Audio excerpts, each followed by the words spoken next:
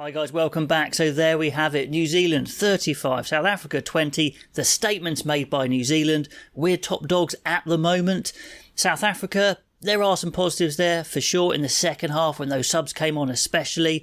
But it's going to be a first half to forget because New Zealand were just on fire in that first half. South Africa came back into it, but New Zealand managed to weather that storm and then push on it as well at the end of the game. So an absolute cracking game, but New Zealand are definitely making the statement there.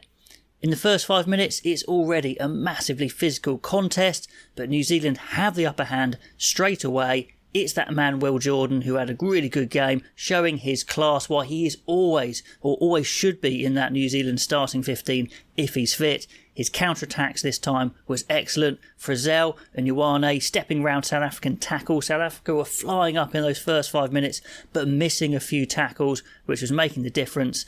And New Zealand, their handling was spot on right from the off. Beauden Barrett loops it out wide. It looks like Leroux has got Jordan, but he releases the ball, gets back up, and he's off again straight away. South Africa haven't reacted in time. Smith's on hand for an inside ball. Try 7-0. It's a phenomenal start from New Zealand, stunning the South Africans. Like some of the best All Blacks play I've seen, absolute vintage stuff. 7 minutes in, I've said the momentum is all the All Blacks. South Africa also conceding penalties in this first half. That was an issue. They just couldn't get anything going. So that puts them more under the pump, and New Zealand are playing really well. New Zealand, what I did like in this first half is they didn't get carried away with the fast start. They were happy to mix up the tactics, drive it in tight as they did here. Yet another All Blacks penalty. They take the points, pretty sensible stuff, 10-0. So the start's been really good from New Zealand, and South Africa really just haven't had time to do anything. It's not like they were bad as such, it's just they're completely shocked by the start in New Zealand. The All Blacks, they're not just winging it around as well. They're playing tight. Yes, they are offloading, but the kicking game is very to the fore. They're putting the ball to Will Jordan quite a lot. Mapimpi even's fumbling high ball. So a few of the 50-50s go New Zealand's way as well. But certainly the kick to contest was, deliberate. They weren't putting that ball out, weren't getting South Africa time to get into the game from their line out. And then the scrums, first two scrums, it looks pretty even, maybe even a penalty to the All Blacks, I think, on the second scrum. So that's a big statement as well, just taking away the weapons from South Africa early. Then we have another try, and I've just put down here, phenomenal. All Blacks' go-to tactic, the attacking kick, like I just said, winning everything in the air. It just means the defence is then disorganised off that kick. Will Jordan again slices through, just gets scragged, but throws the pass out long to the left. Taylor coming onto it at speed. It's just great stuff. 2-on-1 to Frizzell. The cover tackles come over. Frizzell shrugs them off and then just smashes Willie Leroux away like a rag doll. What a finish and what a game Shannon Frizzell had. We'll probably talk more about players in a later video, but goodness me, he made a statement there. Mwanga, his kicking was right on point, nails a conversion, so that's 17-0 after about 15 minutes. Cracking start. Jordan and Frizzell have been different level. Then we get the first break for South Africa. As a knock-on's reverse, New Zealand high tackle. South Africa get a chance to get some possession, and it is good phases. But Frizzell is there again with a big turnover, clamps on the ball, and they got loads of really crucial turnovers, did New Zealand, especially in the second half as well. So I'll make a note at this point. It's like, South Africa aren't really doing anything too badly. They just haven't had the ball to do anything with, and New Zealand are all over it. So on 21 minutes, we get the start of the first good attack for South Africa in this first half. It's hard New Zealand defence, but South Africa do win the ruck penalty. They get a chance of a 5-metre maul that's repelled. South Africa get a chance of a 10-metre attacking scrum. I say they really need to do something here. South Africa try big forward runners after that, but New Zealand too physical in defence. They go for the crossfield kick to South Africa, to Colby versus Beauden Barrett, and this one I would like your comments below because it looks 50-50. Sometimes it looks like Colby has grounded the ball, but the TMO says no, he doesn't ground the ball. Not sure on that one. Let me know what you think. I'm guessing it's going to be depending on who you support, I don't know, but that was a big moment in the first half because that could have swung the momentum back to South Africa. But it's a goal line dropout, and then D'Alande drops it cold from the knockout. So South African fans must have been pulling their hair out there because that could have been a try the other way. Half an hour in, Big line out steal from Retalix. It's just highlighting every single area is not going South Africa's way in this first half.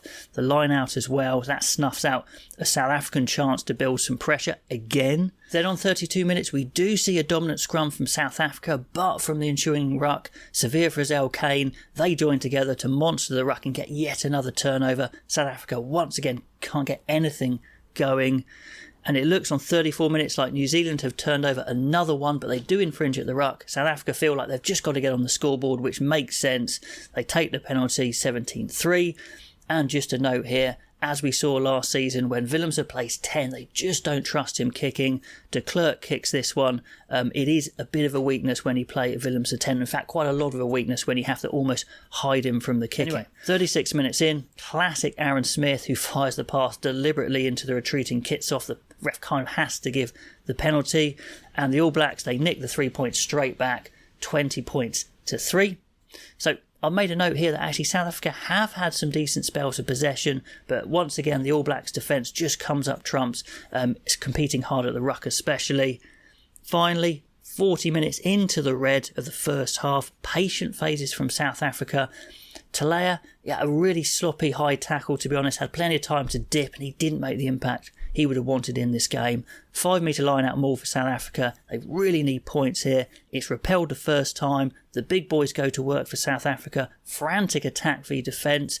Etzebeth looks like he's over the line, but they don't even bother to check it because it's a neck roll from South Africa for the penalty. So that is half time, 20 points to 3. Now into the second half, and South Africa keeping their starting lineup for a couple of minutes. It only takes New Zealand to slice through once. Jordan on a nice inside ball for them to unload the bench. It's a good call in hindsight as well. Marks is on, Sneeman's on, Peter Steftoy, Vermeulen, the big boys are on, the fresh boys are on. Can they gain some momentum? And the short answer is, well, yes. So the big boys from the bench do the trick. South Africa kick deep to the corner, but because South Africa don't trust their fly half Willemse to kick, up comes Flaf de Klerk to kick to the corner, and he makes a criminal error really, puts the ball dead. They just needed something to get going for them. So again, a problem of playing Willemse at 10 and they're not really having a kicking 10 when they have to share around the kick. So big chance missed there for South Africa. On 52 minutes, South Africa get 2 good chances to maul towards the line. New Zealand repel the first one, but Retallick has hands on the floor, which gives a penalty in a second go for South Africa with a much better maul. Good body shape. They splinter off to the right. Marks touched down, but it's the escort from Peter Steftoy and Kitsoff that gets in front of him and makes it 20 points to 10. So they're back in the game, only 10 points down. Just a note here, Colby kicks this one as de Klerk is off, so they have to move round the kicking with Willemse at 10. Like I said, yes, that is a weakness. Now, just a note at this point, one thing that really went up a notch in this second half, especially when those subs came on, was that line speed in defence for South Africa. They really knocked New Zealand back at times. New Zealand retained the ball pretty well, did try and keep moving the ball, but South Africa were really catching them behind the gain line, getting that ruck contest up a notch.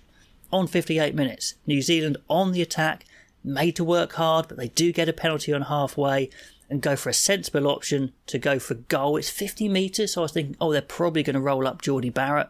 But Mo'unga comes up, says, nope, I can do this, and rightly so. Slots it with loads of distance to spare. Brilliant kick. Just rest that momentum back.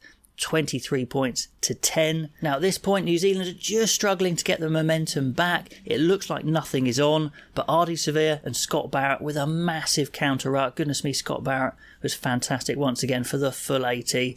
It's good D from South Africa, but sheer number of phases for New Zealand work the penalty advantage, and what a great spot this was from Beauden Barrett. He sweeps around from the left to the right, spots Will Jordan, is free for the crossfield kick, fires a crossfield kick, a tricky bounce, a little bit of a fumble from Will Jordan, but he does, we gather, to dot down, and that's the game probably right there. 30 points to 15, and a great slot for the conversion from Richie Mo'unga.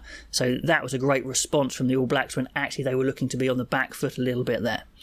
South Africa have had a decent second half. They're not finished. Some nice side-to-side width. Libbok's on as well, but more vital turnovers for New Zealand, and one of them was from Finlay Christie, the little man who holds up Libbok, who is equally little, but gives enough time for the big boys to come in and get the maul turnover. Another point here, the mighty young Mighty Williams is on, and he wins a scrum penalty straight out, so that's great for him, only 22 years old.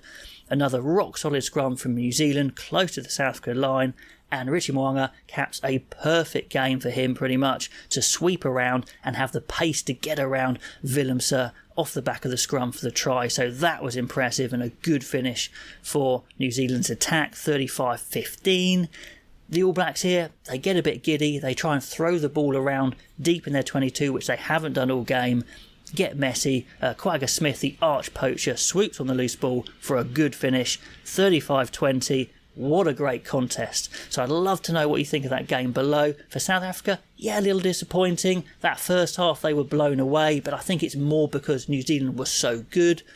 Good response in the second half, especially with the subs on. Scored some good tries. There's definitely some question marks there over when Willemse plays 10. New Zealand, that's what they wanted to do. We saw everything today, so they'll be super happy with that. We saw the scrum good, we saw the line out good, the defence good, the turnovers good, and the handling in attack with some cracking tries.